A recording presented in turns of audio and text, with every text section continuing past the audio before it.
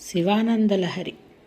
స్మృతౌ శాస్త్రే వైద్యే శకునకవితాగానఫణితౌ పురాణే మంత్రే వా స్తుతినటనహాస్యేష్వచతురः కథం రాజ్ఞం ప్రీతిర్భవతి మయి కోహం పశుపతే పశూమాం సర్వజ్ఞ ప్రదితకృపయా పాలయ విభో.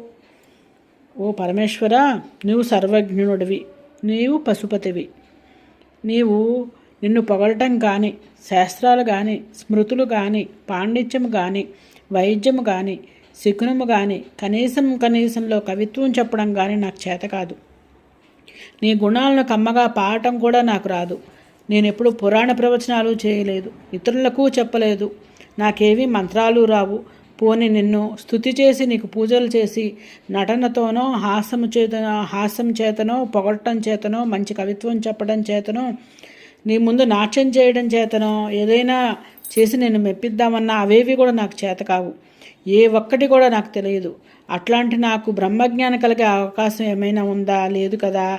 జ్ఞానహీనుడైన నన్ను పశువుగా భావించి పశుపతమైన నీవు నన్ను రక్షించాలి.